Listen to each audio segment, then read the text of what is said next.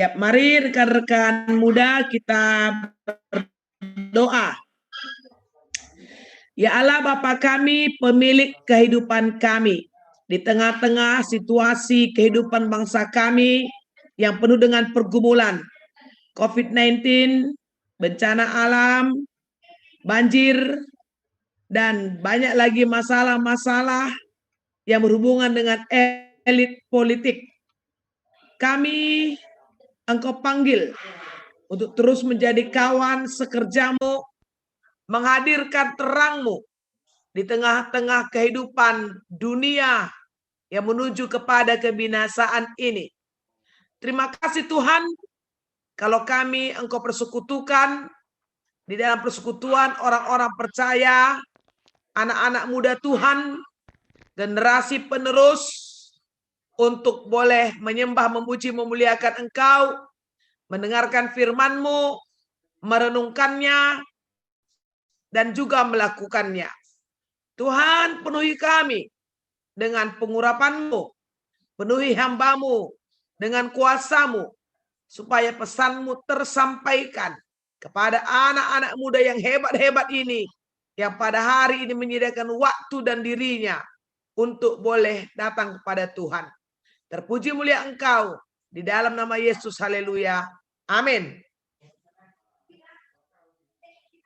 Ya, jadi generasi muda, 1 Korintus pasal 6 ayat 12 sampai 20 ya. 1 Korintus pasal 6 ayat 12 sampai ayat 20. Judulnya nasihat terhadap percabulan. Segala sesuatu halal bagiku, tetapi bukan semuanya berguna. Segala sesuatu halal bagiku, tetapi aku tidak membiarkan diriku diperhamba oleh suatu apapun. Makanan adalah untuk perut dan perut untuk makanan, tetapi kedua-duanya akan dibinasakan Allah. Tetapi tubuh bukanlah untuk percabulan, melainkan untuk Tuhan, dan Tuhan untuk tubuh. Allah yang membangkitkan Tuhan akan membangkitkan kita juga oleh kuasa-Nya. Tidak tahukah kamu bahwa tubuhmu adalah anggota Kristus? Akan kuambilkah anggota Kristus untuk menyerahkannya kepada percabulan? Sekali-kali tidak. Atau tidak tahukah kamu bahwa siapa yang mengikatkan dirinya pada perempuan cabul menjadi satu tubuh dengan dia? Sebab demikianlah kata Nas, keduanya akan jadi satu daging. Tetapi siapa yang mengikatkan dirinya pada Tuhan menjadi satu roh dengan dia. Jauhkanlah dirimu dari percabulan. Setiap dosa lain yang dilakukan manusia terjadi di luar dirinya. Tetapi orang yang melakukan percabulan berdosa terhadap dirinya sendiri.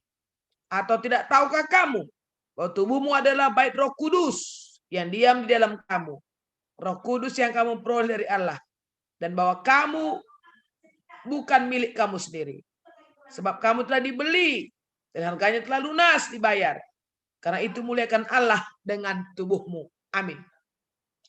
Jadi rekan-rekan permata yang terkasih, tema kita tubuhku adalah bait Allah. Memang ini berbicara tentang percabulan.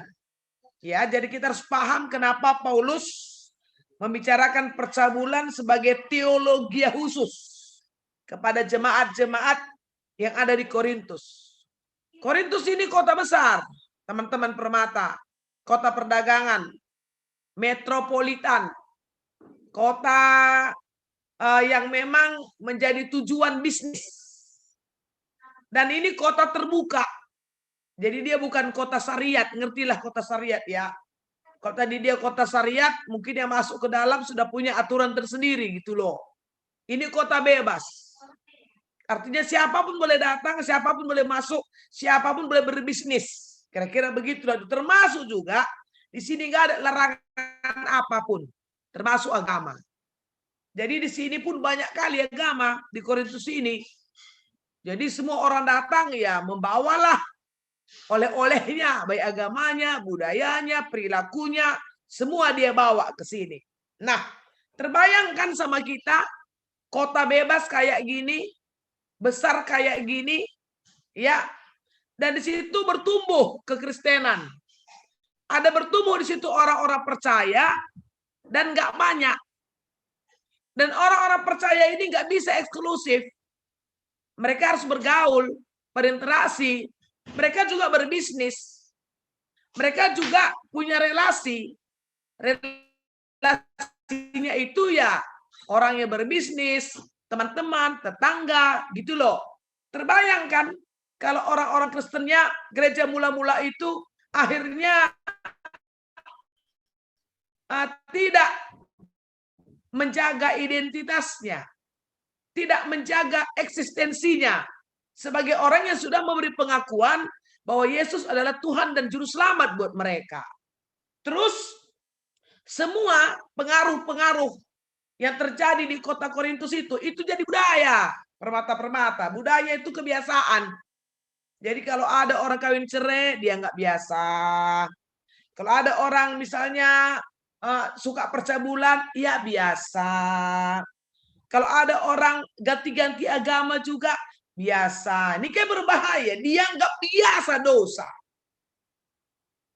Dia nggak biasa semua yang merusak kehidupan. Karena itu pergaulannya. Jadi kota Korintus ini kota yang cukup, kalau mereka nggak bijak menyikapinya, ya maka seperti Paulus selalu bilang kan, jangan menjadi serupa dengan dunia, kan begitu ya. Akhirnya adalah ketegasan. Ada ketegasan di situ supaya mereka benar-benar tidak kompromi. Ya, tidak kompromi dengan dosa. Kira-kira begitu. Nah, termasuk salah satu adalah soal percabulan yang berhubungan dengan hubungan laki-laki dan perempuan pada saat itu. Paulus tidak melarang orang, katakanlah si A suka dengan si B. Si A memadu cinta dengan si B. Enggak persoalan. Tapi janganlah itu bentuknya percabulan. Percabulan itu sebenarnya adalah hubungan yang tidak sehat. Sama dengan pelacuran. Nah, yang parah pada waktu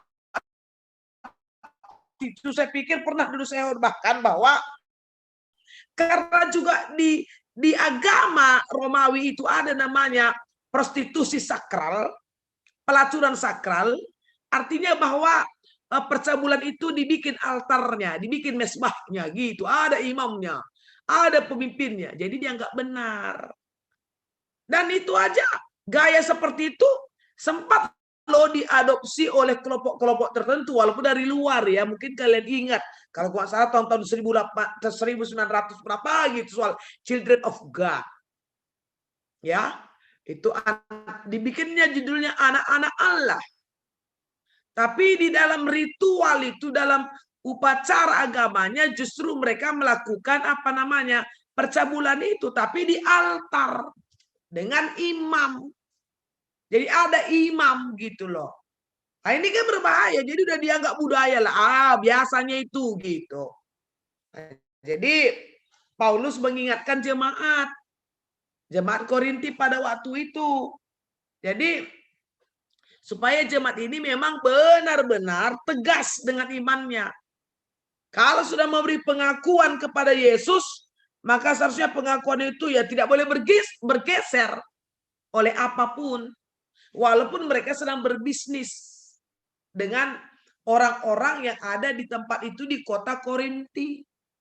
Yang sangat diwanti-wanti, diwaspadai oleh Paulus adalah percabulan itu. Makanya kalau kalian baca pasal 7 langsung ada tentang perkawinan. Perkawinan. Jadi kan salah satu contoh, kita udah pernah bahas ini ya dulu ya. Contoh misalnya begini, soal perkawinan ya. Di 1 Korintus 7 ayat 7 misalnya ya, boleh lihat Alkitabnya. 1 Korintus 7 ayat 7. Namun demikian alangkah baiknya kalau semua orang seperti aku. Maksud Paulus seperti Paulus itu nggak kawin kalau tahan, kira-kira gitu ya. Sudah. Tetapi setiap orang menerima dari Allah karunia-Nya yang khas. Yang seorang karunia ini, yang lain karunia itu. Jadi kalau memang nggak kawin, itu pun karunia, kira-kira gitu. Kalaupun mau kawin, itu karunia. Yesus juga pernah bilang, tidak semua orang mengerti perkataanku. Tidak semua orang harus kawin. Ada karena begitu lahirnya. Ada karena orang lain. Ada karena keputusan iman.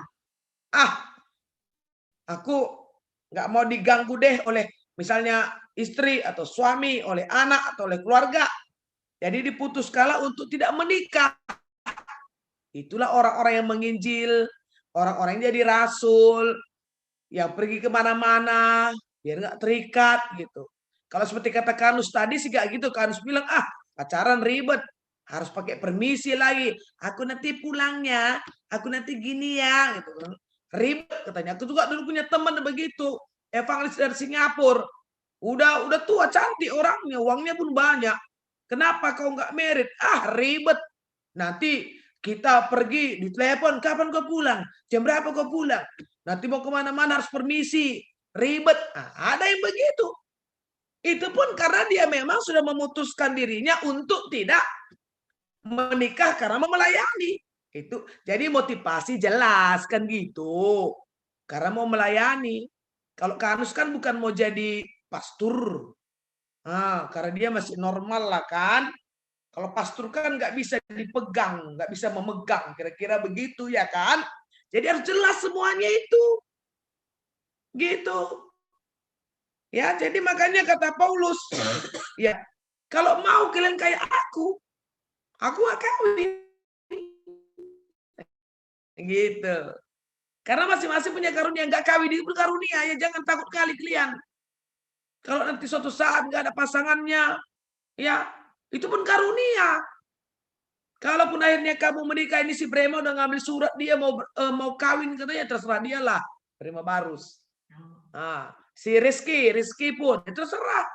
Itu juga karunia. Kira-kira gitu. Ya kan? Makanya lagi kata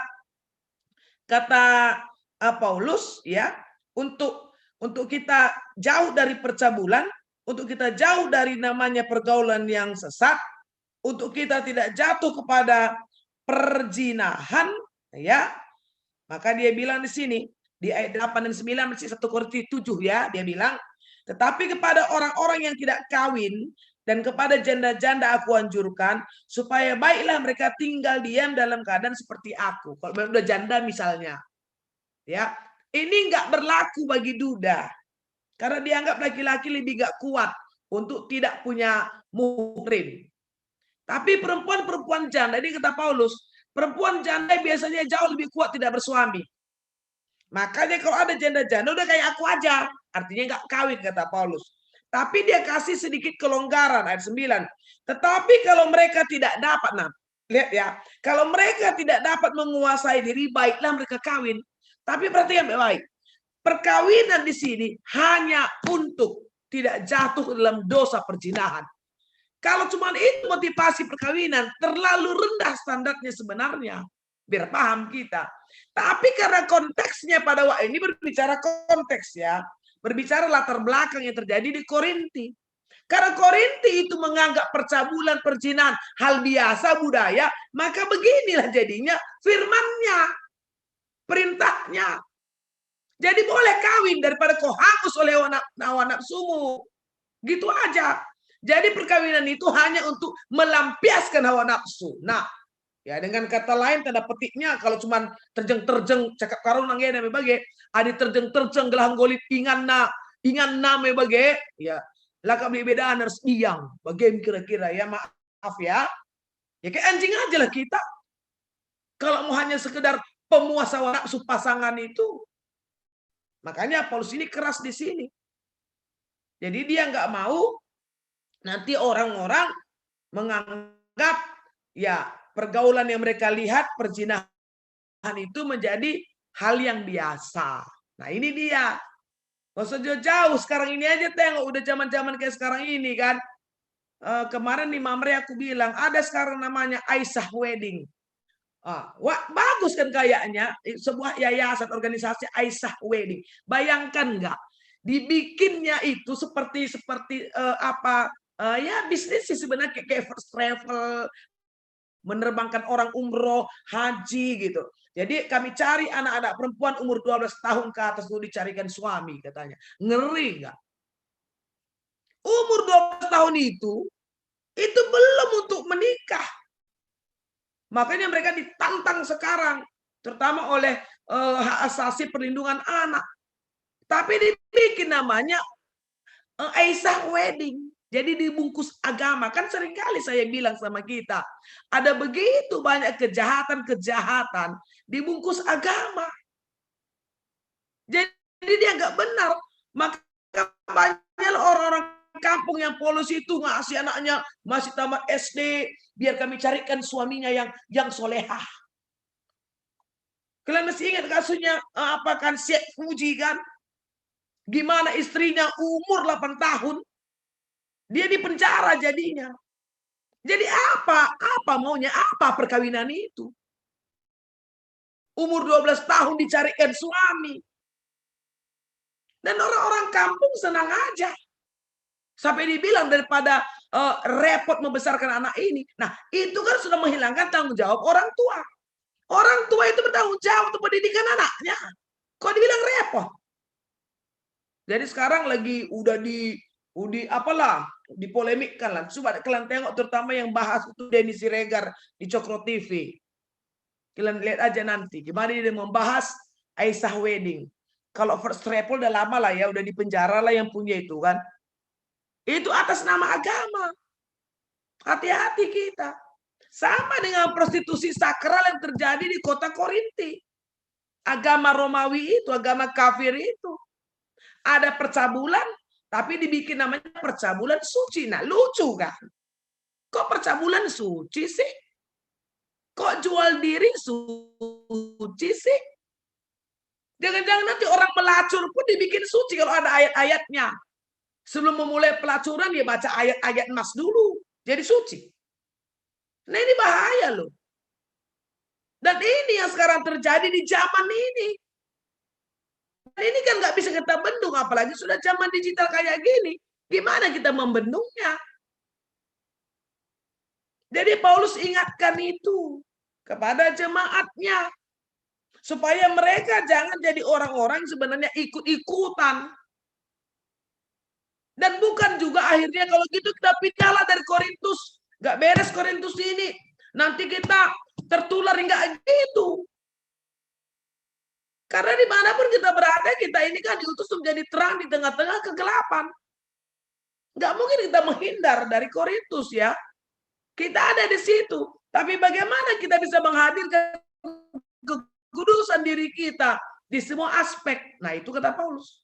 Jadi untuk menguatkan jemaat, maka dia ungkapkan di ayat 20. 1 Korintus 6 ya, tengok ya. Kamu telah dibeli loh, harganya sudah lunas loh. Dibeli oleh Yesus. Gini dia. Kenapa dibikin kata dibeli? Ayo. Tadi kan aku bilang, ini kota perdagangan. Kuat pelacuran. Kalau pelacuran itu sebenarnya jual beli kan. Jika ada perempuan dibeli, itu dia di bawah kuasa yang membeli loh. Paham itu? Biar kita lihat analoginya ya. Ada perempuan dibeli. Perempuan ini katakan tadi bikinlah berapa sekian ratus lah atau sekian juta lah. Kalau dia sudah dibeli, maka dia suka-suka laki-laki itu. Sekarang dibikin, kamu telah dibeli, harganya lunas. Dibeli siapa? Dibeli Yesus. Nah, di sini intinya, kalau kamu sudah dibeli oleh Yesus, lunas, tidak kredit. Nah, ya tidak kredit ya. Tunai kita dibeli. Tidak pakai DP, bukan kayak beli rumah DP-nya sekian gitu. Beli mobil DP-nya sekian, nggak gitu. Cicil-cicil uangnya, sebulan cicil sekian, nggak gitu. Kamu dibeli dan harganya lunas. Dengan kamu sudah dibeli oleh Yesus, kamu milih Yesus.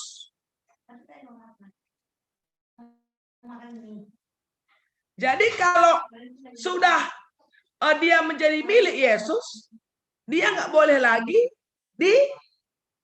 menjual dirinya kepada orang lain gitu loh. Ini dalam ini teologianya ini. Iya kan? Terus itu yang penting ya. Ketika Yesus sudah membeli kita, Yesus tidak pernah menjual kita kepada siapapun. Dan pegang itu. Percabulan zaman dulu, seorang laki-laki A membeli seorang perempuan B, ya kayak pepatah kita lah, habis manis sepah dibuang. Pekeri. Bagaimana kira-kira? Pekeri. Nggak suka dia ya dijualnya. Tapi Yesus tidak begitu. Nah ini hebatnya. Hanya pertanyaannya sekarang buat kalian sebagai generasi muda. Sadar nggak kalian kalau kalian sudah dibeli dan dibayar lunas oleh Yesus? Nah ini yang penting didalami. Makanya dikatakan, karena itu muliakan Allah dengan tubuhmu. Kalau di zaman-zaman perbudakan, ya, kalau ada di zaman perbudakan, kalau ada yang di orang yang dibeli gitu kan biasanya kalau dia macam-macam dipukul lah, nah, gitu kan, dilibas, nggak dikasih makan, dimasukkan ke gudang, begitu. Kalau ada orang sudah dibeli, nggak dilayaninya tuannya, nggak dibikinnya kopinya, ya dia dipukul, bisa diikat, bisa dipenjara. Makanya kalau kita sudah dibeli, maka muliakan Allah dengan tubuhmu. Sedangkan dia tema kita, kulangku maka rumah pertotoan. Tubuhku adalah baik Allah. Tubuhku adalah baik Roh Kudus. Jadi nggak bisa diberikan lagi ke yang lain. Sebenarnya itu intinya ini. Jadi kalau malam ini kalian berkata, oh iya aku sudah dibayar lunas, sudah dibayar oleh Yesus dengan darah kudusnya di kayu salib. Maka aku harus benar-benar memuliakan dia dengan tubuh ya, memuliakan Tuhan dengan tubuh. Jadi jangan nanti iman itu hanya berpikir roh aja, enggak, bukan soal rohani, jasmaninya pun. Jasmaninya itu pun harus diserahkan kepada Tuhan. Jadi jangan terjadi percabulan rohani. Jangan terjadi percabulan jasmani. Nah ini yang diharapkan untuk anak-anak muda seperti kalian. Supaya hidup kita menjadi hidup yang berkenan di hadapan Allah. Jadi kalau memang kalian dapat karunia untuk katakan merit, nikmati itu yang benar. Tadi sudah kalian bilang, masa-masa kita mendalami pasangan kita silahkan. Bukan uji coba seksual ya. Bukan, itu pantang sama kita. Bukan uji coba hubungan biologis. Pengenalan, karakter. Jadi masa-masa kalian pacaran kalau nggak jadi nggak masalah. Jadi nggak usah pula kayak lebay kali kita gara-gara nggak jadi gitu loh. Jangan pula jadi melau. Ya kan? Jangan jadi baper kalau nggak jadi. Biasa aja nggak jadi, nggak cocok gimana? Orang belum merit aja udah ketahuan. Udah ketahuan nggak jelas. Udah kebuka topengnya misalnya. Jadi nggak ya realita aja. Nggak pas, kita nggak cocok, selesai. Ganti lagi, cari lagi mana yang pas, mana yang cocok. Karena begini, karena memasuki perkawinan, itu dua jadi satu, hanya pisah kematian. Nggak gampang. Jadi kalau udah mulai melangkah ke merit, Anda nggak bisa pisah. Nanti kalau udah merit, mau dipukul suami pun nggak bisa pisah. Nah itu dia. Cuman kalau dari masa-masa pacaran, sudah tahu kau tukang pukul misalnya pasanganmu, dan kau terima kenyataan itu, ya silahkan aja, nggak masalah kan. Atau kau tahu dia tukang judi, yang nggak masalah, nggak masalah. Kalau kau rasa nggak masalah, jangan nanti kalau kau sudah berumah tangga baru mulai ya kalian sibuk, kalau gitu nggak tahan lah, cerai lah, kalau gitu nggak tahan lah, kawin lagi lah. Nggak bisa begitu, kekerasan itu keras gitu. Makanya sangat dilarang yang namanya percabulan. Coba dasar titah, salah satunya apa? Jangan berzina kan. Nah itu dia, dasar titah loh, jangan berzina. Gitu banyaknya aturan-aturan di Gunung Sinai kepada Musa, salah satu jangan berzina. Ya, jadi itulah buat kalian semua, ini masa-masa tantangan buat kalian di masa muda ini. Jangan rusak dirimu, jangan ikut-ikut, jangan tengok-tengok artis-artis. Itu ada katanya artis 2 tahun dia, siapa nama artis tadi, artis yang 2 tahun dia selingkuh, baru tadi terungkap. Aisyah sama si Aisyah sama siapa? Yang penyanyi rohani Sabian ya. Iya, Sabian, bayangkan iya. dia penyanyi rohani pakai ayat-ayat Al-Quran, pakai nama Allah Subhanahu wa Ta'ala. Nah, rupanya selingkuh 2 tahun, gak ada yang tahu dia. Ya, apa namanya istilahnya? TST atau sama tahu lah. Wah, Nirwa ini pula dia kan, nampak kali tukang nonton YouTube lah kan. Tukang nonton apa namanya itu, acara-acara silet selebritis itu. Aku pikir ke pula. Ngeri. Maka tadi aku bilang orang itu pakai bungkus agama sekarang. Sampai kalau mereka show kemana-mana, ya kayaknya manis permainan. Ambil kamar hotel 2 tapi pakai connecting door. Pintu yang bisa terkoneksi ke sebelahnya. Siapa tahu apa yang terjadi. Sampai kemudian mereka itulah kalau dosa, keceplosan, udah manggil Umi, panggil Abi. Lah, orang bilang, emang kapan lu kawin? Kok manggil Umi, kok manggil Abi, gitu kata orang kan. Maksudnya bahas orang itu, bukan abinya Kecionta. Bukan Nabi Darwin. Jadi sekarang dia persoalan. Kira-kira gitu. Makanya luar biasa kekristenan kita ini. Ayo, kalian masih muda, ya, jangan terpengaruh. Yang kuliah aja dulu dengan baik. Raih dulu cita-cita setinggi-tinggi langit, setinggi bintang, kata Pak Karno dulu. Sudah kuliah, kerja. Yang pertama yang harus kau senangkan orang tuamu yang mengkuliahkan engkau, jangan pacarmu. Iya, masa orang tuamu habis-habisan uangnya untukmu pas kau wisuda, pacarmu yang dampingi. Ya enggak cocok itu. Ya orang tuamu lah senangkan. Pacarmu itu ngapain di situ? Uang kuliahmu enggak jadi bayarnya. Orang tuamu yang bayar. Kok giliran wisuda kok dia pula yang muncul di situ? Apa maksudnya itu? Iya kan? Oke? Jadi orang tua kita, keluarga kita, itu. Kalau aku bilang, ya ini kalau aku bilang, gak usah buru-buru kali lah merit. Apalagi COVID. Walaupun kemarin aku bilang kalau mau murah meriah memang di masa-masa COVID merit kan gitu kan Win. Gak banyak biayanya kan gitu. Tapi persoalannya pun kompleks gara-gara si COVID ini. Kalau sekarang merit kita kerjaan lagi susah, ekonomi lagi susah, semua lagi susah gitu. Nah, tapi oke lah, nggak jadi masalah. Ini kan hanya pandangan-pandangan buat kalian ya kan. Terserah kita sih semua, tapi harus benar-benar siap. Oke? Jadi saya pikir itu aja saya boleh sampaikan. Jadi generasi muda yang hebat dan luar biasa. Dan kami tunggu karya-karyamu. Nanti konper sudah kasih kemarin ada surat dari Modraman untuk kita ikut pelatihan ya. Dan dimohon itu wajib pengurus. Nanti kalau misalnya ada yang mau ikut yang memang punya bakat di IT, silahkan ikut ya Win ya. Nanti kami BPMR juga masuk mendampingi kalian. Dan kita melalui Zoom. Dan itu ada 2 sesi. Kalau ikut kamu sesi pertama, harus ikut nanti sesi kedua aja minggu depannya. Nah, itu harus dipastikan. Jadi nggak boleh ikut pertama, besoknya ikut. Jangan. Kita konsekuen. Oke? Ya, jadi demikian. Renungan ini Tuhan memberkati kita. Raskitar Toto. Bujur Tuhan, engkau kami belajar karena katandu. Gelah kami kalian jagai kebadian diri kami.